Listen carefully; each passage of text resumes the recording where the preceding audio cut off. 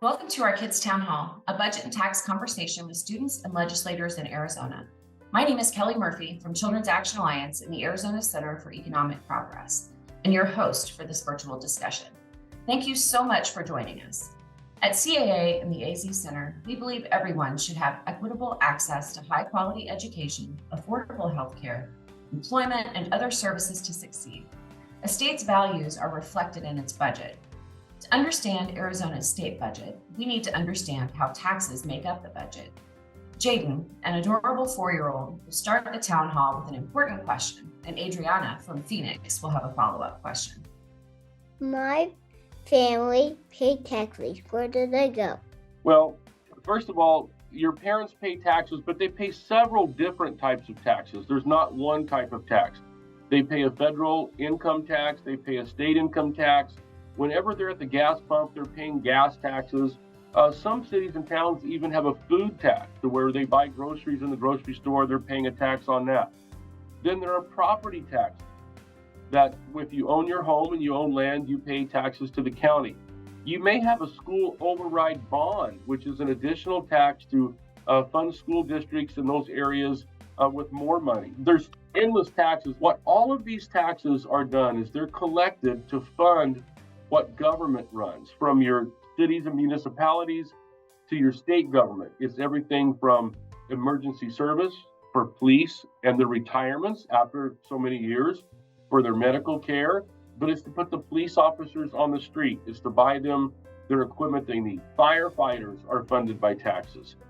Government as positions, whether they're at the Department of Economic Security, the State Land Department, the Department of Agriculture, all of those positions to do the functions of government are funded by taxes. Hi, my name is Adriana Aguilar and I'm a senior at St. Mary's. My question is, how much of our taxes make up the state budget? I am learning a lot about the budget. This is my freshman year here at the legislature. So it was such a great question because I actually did some research on it. So individual income and sales taxes and use taxes make up 84% of Arizona's general fund. And the general fund is how we create our budget. The largest source of funding for the state's agencies is the federal government. Arizona receives over $29 billion in federal dollars. The general fund provides nearly $15.8 billion. Other funds include $6 billion appropriated by the legislature and $12.4 billion non-appropriated funds. Non-appropriated funds are funds that agencies may spend without being authorized by us here at the legislature. Again, the budget is a very complicated subject, and I am learning as I go here as we start talking about the budget and what our priorities will be for that. But I appreciate the question. I appreciate the research it made me do, and thanks so much. Representative Gutierrez is right that individual income tax and sales and use taxes make up a majority of the general fund, with the Department of Education receiving the largest portion. However, Arizona schools spend less on K-12 education than the national average. Arizona ranks 48th in funding and 49th in spending, and this must change. And it all starts with early childhood education. For every $1 spent on early childhood, up to $16 are saved through decreased special education, social welfare, and crime-related costs. Investments early in life also increase high school and college graduations and spur economic development. To ask about kindergarten funding, our next question comes from Jaden's sister, Riley. After Riley, several other students asked legislators about the topics on education funding. Why does Arizona not fund full-day pre-kindergarten? Arizona does not fund full-day pre-kindergarten because the majority party won't allow it. There have been bills each session that would implement universal pre-K, but those bills didn't even receive a hearing. Universal pre-kindergarten funding is one of the most important policies that the legislature could enact. Studies show that early childhood education increases student achievement throughout K-12, and our most disadvantaged students would see the biggest benefits. Why do some kids at my school get different meals or no meals at all during school lunch? Some students may be from families that cannot afford to pay for lunch, and those students are often part of other, often federal, programs which help the families fully or partially pay for lunch. Some students' families forget to pay for lunch, and often those children get something different to make sure that they do get food in their stomachs. Hello, my name is Daniel Martinez, and as a student at Brophy College Prep, something really important to me is how the state addresses teacher retention and also teacher burnout. Thanks, Daniel, for your question. I am a public high school teacher in Tucson, Arizona. I teach at Tucson High, so this question is near and dear to my heart on teacher retention and teacher burnout. Unfortunately, the bills that we're seeing this year in session and in the Education Committee are not really bills that will help either of these issues. There have been bills that will allow guns on campus and make teachers feel that they're under constant scrutiny rather than being treated like the subject experts and the professionals that we are. We are grateful to Governor Hobbs because she will likely veto a lot of these bills. But our state really needs to give teachers the respect and the pay that they deserve in order to retain them. And I am committed to working on this in the future. But thank you for your question. How can Arizona make college more affordable and equitable? Is a great question because obviously we want every child to have the opportunity to go on to college or whatever kind of training or education after high school is finished, so they can pursue their bliss. Let every child achieve their very best potential in whatever way works well for them. Helping out our community colleges makes sense because it helps make our state strong.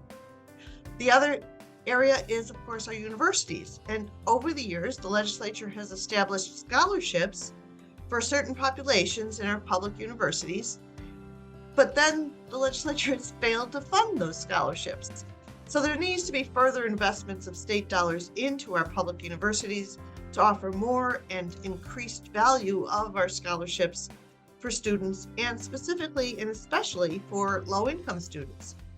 In Governor Hobbs' executive budget, she has funding to both increase the appropriation for the Promise program, those are scholarships, where there's been a great demand, but also she has a proposal to allow Dreamers to access the Promise program. These types of priorities both address affordability and equitable access to post-secondary education for our students. And it's that addressing equity that's so very important. In order to have a bright future for Arizona, we want to make a bright future in an equitable way for every student. Obviously, education funding is a major policy priority for CAA and the AZ Center, and so is affordable housing and a child's well-being. Up next, Daniel and Isabella ask legislators how the state can better assist people experiencing homelessness and assist families at risk of their children entering the foster care system. How can the Housing Trust Fund better assist the homeless population in Arizona? Hi, Daniel. Thank you so much for your question. I first off want to say to you, good luck in your high school classes, and most importantly, stay focused on what's next after high school. Related to housing, look, there is nobody that understands housing more than our 29 Democratic members here in the House of Representatives. We have listened directly to our constituents over the last several years, especially throughout the pandemic, where costs have just skyrocketed. Rents have doubled in some instances throughout the state overnight. And we believe that one of the best opportunities for us to support Arizonans through this hardship and through all of these rising costs is to directly invest in the Arizona Housing Trust Fund. The Housing Trust Fund is an entity of the state that can support both short-term and long-term investments in our housing supply. It ensures that folks have a roof over their head, and we're going to be negotiating a triple-digit investment in the next couple of weeks here at the legislature to ensure that we dispatch the adequate resources that are needed. Now, on top of the support for the Housing Trust Fund, we do have to look about what laws can be changed to ensure that tenants, meaning renters in our state, have some rights. that we are looking at eviction prevention and also sending not only resources, but looking at ways to provide long-term support rather than band-aid solutions one by one. And so to more specifically answer your question, Daniel, housing is not going to be a one-size-fits-all approach, but what you do have is a commitment to prioritize housing because we absolutely believe that everyone deserves the opportunity to have a safe and affordable roof over their heads. Thanks for the question. And again, stay focused. What can Arizona do to help support families and prevent abuse and neglect so that fewer children need to go to foster care? That's such an important issue. A lot of parents right now, and always, but especially right now, are really under a lot of stress. Housing is really expensive right now, more than almost ever before. And inflation is making grocery and gas prices rise, not just here in Arizona, but really all over the world. So many parents have to work more than one job, and they're really tired too. So that stress can sometimes lead to anger, substance abuse, and even abuse or neglect of kids. So one thing that I would really like to see Arizona do is give a tax credit to families with children who are under 17.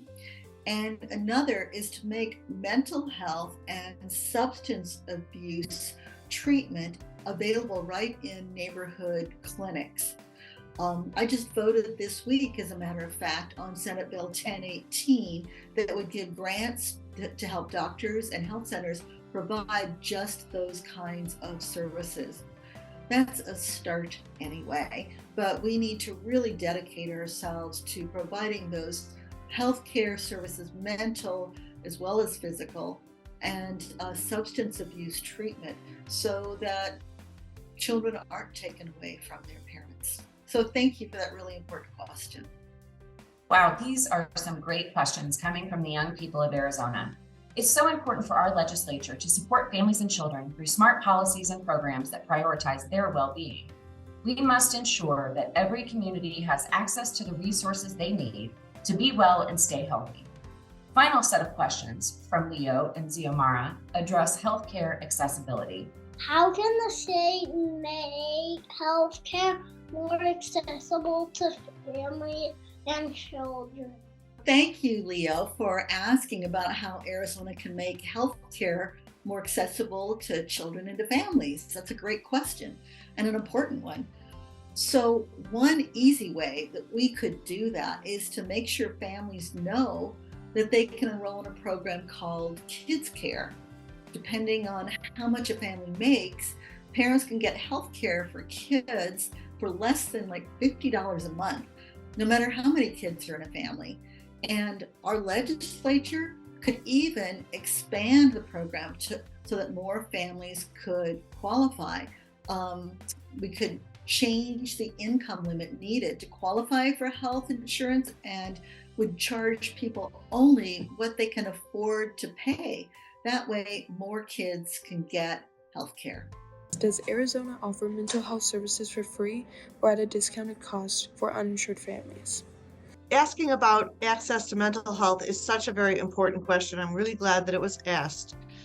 Everybody should have access to mental health. Mental health is part of our health care all the way around. It helps, of course, our workforce to be capable and productive.